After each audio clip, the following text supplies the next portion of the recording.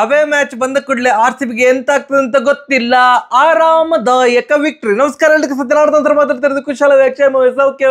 Welcome back to Ganesh Karanth cricket talks YouTube channel. ನಂಗೆ ಗೊತ್ತುಂಟು ನೀವು ಬ್ಯಾಡ ಅಂತಂದ್ರೆ ಸಬ್ಸ್ಕ್ರೈಬ್ ಆಗ್ತೀರಿ. ಸಬ್ಸ್ಕ್ರೈಬ್ ಆಗದಿದ್ದವ್ರಿಗೆ ಹೇಳ್ತಾ ಇರೋದು, ಖುಷಿಯಲ್ಲಿ ಸಬ್ಸ್ಕ್ರೈಬ್ ಬಟನ್ ಒತ್ತಿ. ನಿಮಗೆ ಈ ಚಾನಲ್ದು ವಿಡಿಯೋ ಇಷ್ಟ ಆಗ್ತಿದ್ರೆ ಸಬ್ಸ್ಕ್ರೈಬ್ ಬಟನ್ ಒತ್ತಿ ಅಲ್ವಾ, ಒತ್ತಿರಿ, ಅಷ್ಟು ಒಳ್ಳೆಯವ್ರು ನೀವು. Super match. ರಾಜಸ್ಥಾನ್ ರಾಯಲ್ಸ್ ನ ರಾಯಲ್ ಆಗಿ ಹಿಗ್ಗಾಮುಗ್ಗ ತರಾಟೆಗೆ ತೆಗೆದುಕೊಂಡಂತ ತಂಡ ನಮ್ಮ RCB. 9 ವಿಕೆಟ್ಗಳ ಭರ್ಜರಿ ಜಯದೊಂದಿಗೆ 3ನೇ ಪ್ಲೇಸ್ಗೆ ಇವಾಗ ಪಟಾರ್ ಅಂತ 5ನೇ ಪ್ಲೇಸಿನ ಫೈಡ್ ಅಂತ ಈಗ ಜಂಪ್ ಮಾಡಿ 3ನೇ ಪ್ಲೇಸಲ್ಲಿ ವಿರಾಜಮಾನರಾಗಿದೆ ನಮ್ಮ RCB ತಂಡ. ಇವತ್ತು ಮಧ್ಯಾಹ್ನದ ಮ್ಯಾಚ್ ಅಂದ ಕೂಡಲೇ ಎಲ್ಲರಿಗೆ ಪುಕ್ಕ. ಯಾಕಂತಂದ್ರೆ ಗ್ರೀನ್ ಜರ್ಸಿ ಹಾಕಿಕೊಂಡು ಆಡುವಾಗ RCBದು ರೆಕಾರ್ಡ್ ಅಷ್ಟು ಒಳ್ಳೆದಿಲ್ಲ. ಸೋಲುಗಳೇ ಜಾಸ್ತಿ ಕಂಡಂತಹ ಒಂದು ಕೆಟ್ಟ ಜರ್ಸಿ ಅಂತ ಹೇಳ್ಬೋದು. ಕೆಟ್ಟ ಜರ್ಸಿ ಅಂತಲ್ಲ, ಇದನ್ನು ಹಾಕಿಕೊಂಡಾಗ ಗ್ರೀನ್ ಜರ್ಸಿ ಹಾಕಿಕೊಂಡು ಆಡಿದಾಗ ಸ್ವಲ್ಪ ಜಾಸ್ತಿಯೇ ಸೋತಿದ್ದೇವೆ ನಾವು. ಸೊ ಆದ್ರಿಂದ ಅಯ್ಯಯ್ಯ ಬೇಕಾ ಮಧ್ಯಾಹ್ನದ ಮ್ಯಾಚ್ ಬೇಕಾ ಅಂತ ಅಂದ್ಕೊಳ್ತಿದ್ದೆವು. But what a performance man. 20 ಓವರಿಗೆ ರಾಜಸ್ಥಾನ 173 ರನ್ ಹೊಡಿತು ಅನ್ನೋದಕ್ಕಿಂತ ಸಹ ನಾವೇ ಹೊಡಿಲಿಕ್ಕೆ ಬಿಟ್ಟದ್ದ ಅಂತ. ಇವತ್ತಿನ RCB ಫೀಲ್ಡಿಂಗ್ ಏನು ಕೆಟ್ಟದಾಗಿತ್ತಂತಂದ್ರೆ ಯಾಕೆ ಹೀಗೆ ಅಂತ ಅನ್ನಿಸ್ಲಿಕ್ಕೆ ಸ್ಟಾರ್ಟ್ ಆಗಿತ್ತು. ಆ್ಯಂಡ್ ಬರೀ 173 20 ಓವರಿಗೆ ನೋಡಿದಾಗ ನಾವು ಅಷ್ಟು ಸ್ಲೋ ಪಿಚ್ ಆಗಾದ್ರೆ ಅಲ್ಲಿ ಬೌಲರ್ಸ್ ಹೇಳ್ತಿದ್ದಾರೆ ಇಟ್ ಈಸ್ 2 ಪೇಸ್ಡ್ ವಿಕೆಟ್ ಹಾಗೆ ಹೀಗೆ ಅಂತ. ಹಾಗಾದ್ರೆ ಇದು ಒಂದು ಫೈಟಿಂಗ್ ಟೋಟಲ್ ಮಾರ್ರೆ. ಅವರ ಪ್ಲೇಯರ್ಸ್ ಹೇಳ್ತಾ ಇದ್ದಾರೆ ಪಿಚ್ಚು ಸ್ವಲ್ಪ ಸ್ಲೋ ಆಗ್ತಾ ಇತ್ತು ಹಾಗೆ ಹೀಗೆ. ಆ್ಯಂಡ್ ನಮ್ಗೆ ಸೇರ್ತದಲ್ಲ 4 ವಿಕೆಟ್ ಹೋದದ್ದು RRದು. 4 ವಿಕೆಟ್ ಹೋಗಿತ್ತ ಜಸ್ಟ್ 173 ರನ್ ಹೊಡೆದಾಗ ಹಾಗಾದ್ರೆ ಪಿಚ್ಚು ಆ ಥರ ಟ್ರಿಕ್ಕಿ ಇರ್ಬೋದು. ಇಲ್ಲದ್ರೆ 4 ವಿಕೆಟ್ ಹೋದದ್ದು ಬರೀ 173ಕ್ಕೆ ಹೇಗೆ ಸಮಾಧಾನ ಪಟ್ಕೊಳ್ತಾರೆ ಅಂತ. ನಮ್ದು ಚೇಸಿಂಗ್ ನೋಡಿದಾಗ ಅನ್ಸಿದ್ದು ಪಿಚ್ಚಿಗೆ ಏನೂ ಆಗಲಿಲ್ಲ. ಇವರು ಚಂದ ಮಾಡಿ ಆಡಲಿಲ್ಲ, ರಾಜಸ್ಥಾನ ಚಂದ ಮಾಡಿ ಆಡಲಿಲ್ಲ. ನಾವು ಅಷ್ಟು ಕ್ಯಾಚ್ ಡ್ರಾಪ್ ಮಾಡಿ ಸಹ ಸುಮ್ಮನೆ 4 ಬಿಟ್ಟು ಕೊಟ್ಟು ಸಹ ಇವ್ರು ಬರೀ 173 ಹೊಡೆದಿಯಾರಂತಂದರೆ ರಾಜಸ್ಥಾನ್ ರಾಯಲ್ಸ್ ಕೆಟ್ಟ ಕ್ರಿಕೆಟ್ ಆಡಿದ್ರು. ಆ್ಯಂಡ್ ನಾವು ಸೂಪರ್ ಡೂಪರ್ ಕ್ರಿಕೆಟ್ ಆಡಿದ್ರು, ಅದರಲ್ಲಿ ಏನು ಡೌಟೇ ಇಲ್ಲ. ಇನ್ನೂ ಸಹ 2.3 ಓವರ್ಸ್ ಇತ್ತು. 17.3 ಓವರಿಗೆ ಕೇವಲ 1 ವಿಕೆಟಿಗೆ 175 ರನ್. ಡಮರ್ ಏನು ಹೊಡೆದು ಬಿಸಾಕಿದಂತಂದರೆ ಸಾಲ್ಟ್ ಏನು ರಾಜಸ್ಥಾನದ ಗಾಯಗೆ ಉಪ್ಪು ಸುರಿದಿಟ್ರಂತ. ಉಪ್ಪು ಸುರಿದು ತಿಕ್ಕಿದ್ದು, ಬರೀ ಸುರಿದಲ್ಲ ಅದನ್ನು ತಿಕ್ಕಿದ್ರ ಅಂತ. ಏನು ಮಾರ ಹೊಡೆದದ್ದು 33 ಬಾಲಿಗೆ 65 ರನ್. ಗ್ರೌಂಡಿದ್ದು ಮೂಲೆಗೆ ಹೊಡೆದಿದ್ದಾರೆ ಸಾಲ್ಟ್ ಅವರು. ಆ್ಯಂಡ್ ಇವತ್ತು ಕೊಹ್ಲಿ ಅವರು ಆ್ಯಂಕರ್ ರೋಲ್ ಆಡಿದ್ದು 45 ಬಾಲಿಗೆ 62 ರನ್. ಅಂದರೆ ನೋಡಿ, ಈ ಥರದ ಚೇಸ್ ಇದ್ದಾಗ ಒಂದು ತೀರಾ ಲೋ ಸ್ಕೋರಿಂಗೂ ಅಲ್ಲ ತೀರಾ ಹೈ ಸ್ಕೋರಿಂಗೂ ಅಲ್ಲ, 170 180 160 ಈ ಥರದಿದ್ದಾಗ ಹೇಳಿ ಮಾಡಿಸಿದಂತಹ ಟಾರ್ಗೆಟ್ ಕೊಹ್ಲಿ ಅವರೊಂದು ನ್ಯಾಚುರಲ್ ಇನ್ನಿಂಗ್ಸ್ ಇರ್ತದಲ್ಲ, ಆ ಥರದ ಇನ್ನಿಂಗ್ಸ್ ಆಡಲಿಕ್ಕೆ ಕರೆಕ್ಟ್ ಆಗಿರುವಂಥ ಸಿಚುವೇಶನ್ ಇವತ್ತಾಗಿತ್ತು. ಹಾಗೆ 45 ಬಾಲಿಗೆ 62 ರನ್ ಹೊಡೆದ್ರು. ಆ್ಯಂಡ್ ಪಡಿಕಲ್ ಅವರು 28 ಬಾಲಿಗೆ 40 ರನ್ ಹೊಡೆದ್ರು. ಫಸ್ಟಿಗೆ ಒಂಚೂರು ಅವರ ಆಟ ನೋಡುವಾಗ ನನಗೆ ಸ್ವಲ್ಪ ಬೋರ್ ಆಯಿತು. ಎಂತ ಅಣ್ಣ ಸಾಲ್ಟ್ ಅವರು ಈ ರೇಂಜಿಗೆ ಚಚ್ಚುತ್ತಾ ಇದ್ರು, ಇವರು ಬಂದು ಸ್ವಲ್ಪ ಸ್ಲೋ ಆಡ್ತಿದ್ದಾರಲ್ಲ ಅಂತ. But at the end man 17.3 ಓವರ್ಸಲ್ಲಿ 175 run ಹೊಡೆದಿದ್ದಾರೆ. ಎಂದ ಪ್ರತಿ ಓವರಿಗೆ 10 ರನ್ ಬಂದಾಗೆ ಆಯ್ತಲ್ಲ, ಸಿಕ್ಕಾಪಟ್ಟೆ ಚೆಂದ ಆಡಿದರು. ಆ್ಯಂಡ್ ರಾಜಸ್ಥಾನ್ ರಾಯಲ್ಸ್ ಪರದ ಮಾತಾಡೋದಿದ್ರೆ 173 ರನ್ನಲ್ಲಿ 75 ರನ್ ಜೈಸ್ವಾಲ್ ಅವರ ಕಡೆಯಿಂದ ಬಂತು. ಜೈಸ್ವಾಲ್ ಮತ್ತು ಸ್ಯಾಮ್ಸನ್ ಅವರು ಇವತ್ತೊಂದು ಭಾರಿ ಒದ್ದಾಡಿದ್ರಪ್ಪ. ನಮಗೆ ಅವ್ರದ್ದು ಆಟ ನೋಡ್ತಿದ್ದಾಗ ಇದು ಸ್ಯಾಮ್ಸನ್ನ ಹೀಗೆ ಆಡ್ತಾರ ಅಂತ ಅನ್ನಿಸ್ಲಿಕ್ಕೆ ಸ್ಟಾರ್ಟ್ ಆಗಿತ್ತು. ಯಾಕಂತಂದರೆ ರನ್ನ ಬಾಲ್ ಕೂಡ ಇರಲಿಲ್ಲ, ಭಾರೀ ಒದ್ದಾಡಿದ್ರು. ಕೃಣಾಲ್ ಪಾಂಡ್ಯ ಅವರ ಓವರಲ್ಲಿ ಕೊನೆಗೆ ಅವರಿಗೆ ತಲೆ ಕೆಟ್ಟೋಗಿತ್ತು. ಅದು ನಾನೇ ಸ್ಟಂಪೌಟ್ ಆಗಿ ಹೋಗ್ತೇನೆ, ನಾನು ಸುಮ್ಮನೆ ಮುಂದೆ ಬಂದು ಒಟ್ಟು ಏನೋ ಒಂದು ಬೀಸ್ತೇನೆ, ಜಿತೇಶ್ ಶರ್ಮಾ ಸ್ಟಂಪೌಟ್ ಮಾಡಿ ಹಾಕಲಿ ಅಂತ ಅಂದ್ಕೊಂಡ್ರ ಅಂತ. ಅದೇ ಥರ ಆಯಿತು.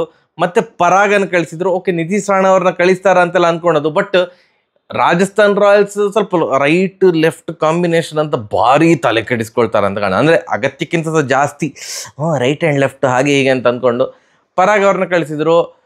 ನಾವು ಇವತ್ತು ಯದ್ವಾ ಜೀವದಾನಗಳನ್ನು ಕೊಟ್ಟಿದ್ದೇವೆ. ಆಯ್ತಾ, ಪಟಿದಾರ್ ಅವ್ರದ್ದು ಅದೊಂದು ವಿಷಯ ನಂಗೆ ಇಷ್ಟ ಆಗಿಲ್ಲ. ಪಾಯಿಂಟ್ ರೀಜನ್ ಅಂತ ಏನಿರ್ತದೆ, ಪಾಯಿಂಟ್ ರೀಜನಲ್ಲಿ ಬೆಸ್ಟ್ ಆಫ್ ಬೆಸ್ಟ್ ಫೀಲ್ಡರ್ಸ್ ಇರ್ತಾರೆ. ಅದು ಸಹ ರೀಸೆಂಟಾಗಿ ನಮಗೆ ಚಾಂಪಿಯನ್ಸ್ ಟ್ರೋಫಿ ಎಲ್ಲ ನೋಡಿದಾಗ ಅಲ್ಲಿ ಆ ಪಾಯಿಂಟ್ ರೀಜನಲ್ಲಿ ಗ್ಲೆನ್ ಫಿಲಿಪ್ಸ್ ಎಲ್ಲ ಆ ಥರದ ಕ್ಯಾಚ್ ಹಿಡಿದಾಗ ಪಾಯಿಂಟ್ ರೀಜನಲ್ಲಿ ಯಶ್ ದಯಾಳ್ ಅವ್ರನ್ನ ನಿಲ್ಸಿದ್ರು. ಪಟಿದಾರ್ ಅವರು ಯಶ್ ದಯಾಳ್ ಅವ್ರನ್ನ ಪಾಯಿಂಟ್ ರೀಜನಲ್ಲಿ ಆಯಿತು. ಈಸಿಯೆಸ್ಟ್ ಕ್ಯಾಚ್ ಬಂದದಾಗಿತ್ತು ಆ್ಯಕ್ಚುಲಿ. ಒಂದು ಈಸಿ ಅಂದರೆ ನಿಧಾನಕ್ಕೆ ಬಂದಿದೆ. ಪರಾಗ್ ಅವರು ಹೊಡೆದಂಥ ಬಾಲ್ ಆರಾಮಲ್ಲಿ ಹಿಡಿಬೋದಿತ್ತು. ಅದು ಎಂತ ಕೈ ಸಹ ಟಚ್ ಆಗಲಿಲ್ವ ಅಂತ ಮಾರ, ಅಷ್ಟು ಲೇಟಾಗಿ ರಿಯಾಕ್ಟ್ ಮಾಡಿದ್ದಾರೆ, ಸ್ಲೋ ಮೋಷನಲ್ಲಿ ರಿಯಾಕ್ಟ್ ಮಾಡಿದ್ರು ಅಂತ. ಬಾಲ್ ಅದರ ಪಾಡಿಗೆ ಅದು ಹೋಯ್ತು. ಇವ್ರು ಈಗ ಕೈ ಮಾಡಿದ್ರು ಸೀದಾ ಹೋಯ್ತು, 4ಗೆ ಹೋಯ್ತು. ಅವರೊಂದು ಕ್ಯಾಚ್ ಬಿಟ್ಟದ್ದು, ಕೊಹ್ಲಿ ಅವ್ರು ಕ್ಯಾಚ್ ಬಿಟ್ಟದ್ದು ನನಗೆ ಶಾಕ್.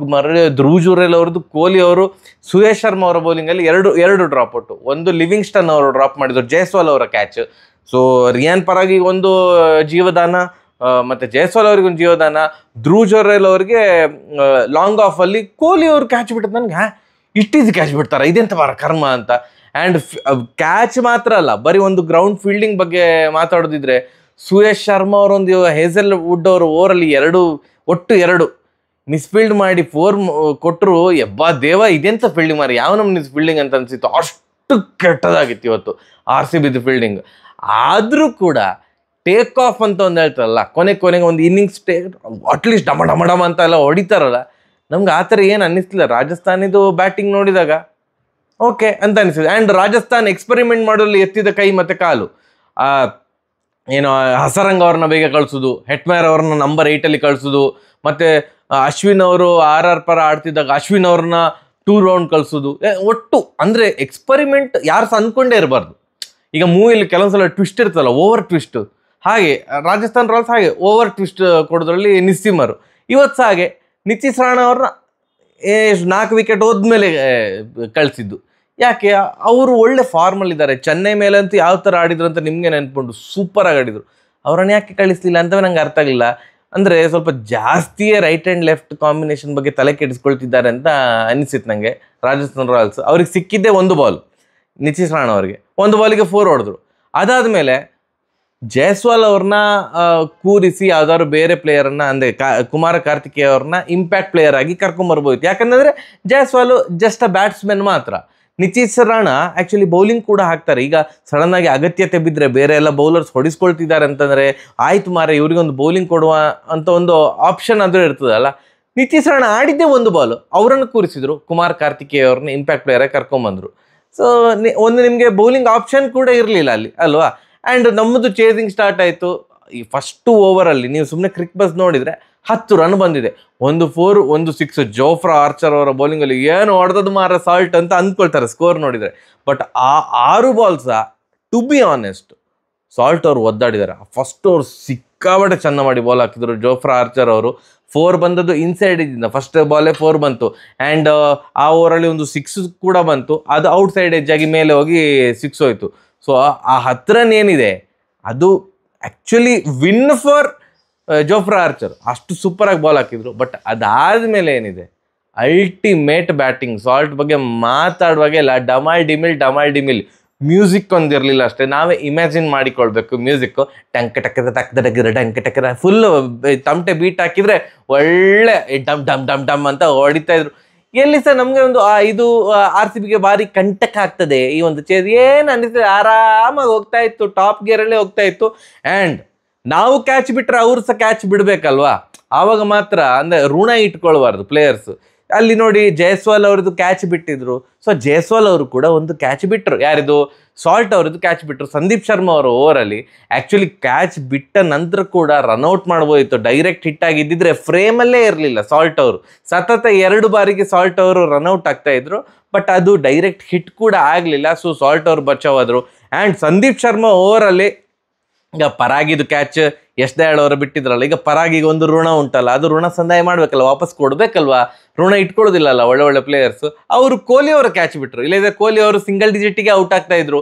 ಕೊಹ್ಲಿ ಅವರ ಕ್ಯಾಚ್ ಅವರೇ ಅಟೆಂಪ್ಟ್ ಮಾಡಿದ್ದು, ಅವರೇ ಬಿಟ್ಟರು. ಕೊನೆಗೆ ಈಗ ಹೇಳಬೇಕಲ್ಲ, ಸುಮ್ಮನೆ ಮಿಡ್ ಆಫ್ ಫೀಲ್ಡರ್ಗೆ ಹೇಳಿಬಿಡೋದು, ತುಷಾರ್ ದೇಶಪಾಂಡೆಗೆ ನೀ ಬಂದು ನಂಗೆ ಸ್ವಲ್ಪ ರಗ್ಲಾಯ್ತು ಮಾರ್ರ ಅಂತ. ಪಾಪ ಅವನ ಪಾಡಿಗೆ ಇದ್ದ. ಪರಾಗೆ ಕ್ಯಾಚ್ ಡ್ರಾಪ್ ಮಾಡಿದ್ದು. ಏನು ತುಷಾರ್ ದೇಶಪಾಂಡೆಯಿಂದ ಏನು ಡಿಸ್ಟ್ರಾಕ್ಟ್ ಆಗಲ್ಲ, ಏನೂ ಇಲ್ಲ. ಹೇಳಬೇಕಲ್ಲ, ಈಗ ಇಲ್ಲದ್ರು ಕ್ಯಾಪ್ಟನ್ ಗುರಾಯಿಸ್ತಲ್ಲ ಅಂತ ಅವರ ಕೊಹ್ಲಿದು ಕ್ಯಾಚ್ ಬಿಟ್ಟಿಯಾ ಅಂತ. ಸುಮ್ಮನೆ ತುಷಾರ್ ದೇಶಪಾಂಡೆ ಮೇಲೆ ಈ ಕೈ ತೋರಿಸಿದ್ದು, ನೀನು ಬಂದು ನನಗೆ ಈಗ ಆಯ್ತು ಹಾಗೆ ಆಯ್ತಾನೆ, ಎಂತ ಸಹ ಇಲ್ಲ. ಇವರ ಬ್ಯಾಟ್ ಫೀಲ್ಡಿಂಗಿಂದವೇ ಆದದ್ದು. ಸೊ 2 ಕ್ಯಾಚ್, ನಾವು 3 ಕ್ಯಾಚ್ ಬಿಟ್ಟಿದ್ದೆ ಬಿಡಿ, ಇವ್ರು 2 ಕ್ಯಾಚ್ ಬಿಟ್ಟರು. ಒಳ್ಳೆ 9 ಓವರ್ಗೆ 90 ರನ್, ಪ್ರತಿ ಓವರ್ಗೆ 10 ರನ್ ಆ ಥರವೇ ಬರ್ತಾಯಿತ್ತು. ಎಲ್ಲಿ ಸಹ ಹಿಕ್ಕಪ್ ಆಗಲ್ಲ, ಏನೂ ಇಲ್ಲ. ಸಾಲ್ಟ್ ಅವ್ರು ಔಟ್ ಆದಮೇಲೆ ಮುಂದಿನ ಕಾರ್ಯಾಚರಣೆಯನ್ನು ಇವರು ವಹಿಸ್ಕೊಂಡ್ರು. ಪಡಿಕಲ್ ಮತ್ತು ಕೊಹ್ಲಿ ಅವರು ವಹಿಸ್ಕೊಂಡ್ರು. ಒಂದು ಚೂರು ನಿಧಾನ ಆಯಿತು ಒಂದು ಸ್ವಲ್ಪ ಹೊತ್ತು, ಮತ್ತೆ ಟೇಕ್ ಆಫ್ ಆಯ್ತಪ್ಪ. ಅದೇ ವಾಪಸ್ ಏನು ಟ್ರ್ಯಾಕ್ ಇತ್ತಲ್ಲ ಆ ಟ್ರ್ಯಾಕಿಗೆ ಬಂತು. ಆರಾಮದಾಯಕ ವಿಜಯ. ಇದು ರಾಜಸ್ಥಾನದಿಂದ ಇಷ್ಟು ಒಂದು ಏನು ಫೈಟೇ ಇರೋದ ಮ್ಯಾಚ್ ಎಕ್ಸ್ಪೆಕ್ಟ್ ಮಾಡಿರಲಿಲ್ಲ. ಸೋಲ್ತಾರೆ ಅಂತ ಗೊತ್ತಿತ್ತು, ಯಾಕಂದರೆ ಪ್ರಿವ್ಯೂವಲ್ಲಿ ಹೇಳಿದೆ ಇವತ್ತು ಯಾಕೆ RCB ಸಿಕ್ಕಾಪಟ್ಟೆ ಸ್ಟ್ರಾಂಗ್ ಟೀಮ್ ಅಂತ ಅನಿಸ್ತಾ ಇದೆ ಆನ್ ಪೇಪರ್, ಬಟ್ ಹೇಳಲಿಕ್ಕೆ ಆಗೋದಿಲ್ಲ ಅಂತ. ಬಟ್ ಈ ರೇಂಜ್ಗೆ ನಾವು ಸ್ಟ್ರಾಂಗ್ ಅಂತ ಪ್ರೂವ್ ಮಾಡಿದ್ರು RCB. 6 ಮ್ಯಾಚಲ್ಲಿ 4 victory, any day any time 2 ಕೈಗಳಿಂದ ಬಾಚ್ಕೊಂಡು ತಪ್ಕೊಂಡು ಬಿಡ್ತೇವೆ ನಾವು. ಸೂಪರ್, ಒಳ್ಳೆ ಪೊಸಿಷನಲ್ಲಿದ್ದಾರೆ RCB. ಐ ಹೋಪ್ ಇದೇ ಒಳ್ಳೆ ಪೊಸಿಷನ್ನೇ ಇರಲಿ. ಈಗ ನಮ್ಮದು ಫಸ್ಟ್ ಹಾಫ್ ಸ್ವಲ್ಪ ಚೆನ್ನಾಗಿರ್ತದೆ RCBದು, ಆ ಸೆಕೆಂಡ್ ಹಾಫಲ್ಲೇ ಎಂತಾಗ್ತದೆ ಅಂತ ಗೊತ್ತಿಲ್ಲ. ಸಡನ್ನಾಗಿ ಕ್ಯಾಲ್ಕುಲೇಟರ್ದು ನೆನಪಾಗ್ತದೆ RCBಗೆ. ರನ್ ರೇಟ್ ಸ್ವಲ್ಪ ಜಾಸ್ತಿ ಆಯ್ತಲ್ಲ, ಒಂಚೂರು ಕಡಿಮೆ ಮಾಡುವ ಅಂತ ಅನ್ನಿಸ್ತದೆ.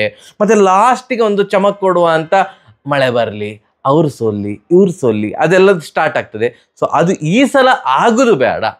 ಪ್ಲೇ ಆಫಿಗೆ RCB ಹೋಗ್ತದಾ, ಖುಷಿ, ಹೋಗಲಿ. ಯಾವ ಥರ ಹೋಗಲಿ ಅಂತಂದರೆ ಯಾರ ಮೇಲೆ ಕೂಡ ಡಿಪೆಂಡ್ ಆಗದೆ ಪ್ಲೇ ಆಫಿಗೆ ಹೋಗಲಿ ಅಂತ ಈ ಮೂಲಕ ಕೇಳಿಕೊಳ್ತಾ ಇದ್ದೇನೆ. Congratulations RCB. ತೆಗೆದದ್ದು 4 ವಿಕೆಟ್, ಬಟ್ ಫರಕ್ ಆಗಲಿಲ್ಲ. ರನ್ನು ಜಾಸ್ತಿ ಬಿಟ್ಟು ಕೊಡಲಿಲ್ಲ RCB. ಸಿಕ್ಕಾಪಟ್ಟೆ ಚೆನ್ನಾಗಿ ಬೌಲಿಂಗ್ ಹಾಕಿದರು, ಸಿಕ್ಕಾಪಟ್ಟೆ ಚೆನ್ನಾಗಿ ಚೇಸ್ ಮಾಡಿದರು. ಫೀಲ್ಡಿಂಗ್ ಮಾತ್ರ ಹೋಪ್ಲೆಸ್ ಆಗಿತ್ತು. ಐ ಹೋಪ್ ನೆಕ್ಸ್ಟ್ ಮ್ಯಾಚಲ್ಲಿ ಅದನ್ನು ರೆಕ್ಟಿಫೈ ಮಾಡಿಕೊಳ್ತಾರೆ ಅಂತ ಅಂದ್ಕೊಂಡಿದ್ದಾನೆ. ಸಾರಿ, ಹಾಗಾದ್ರೆ ಬರುವ. ನಮಸ್ಕಾರ.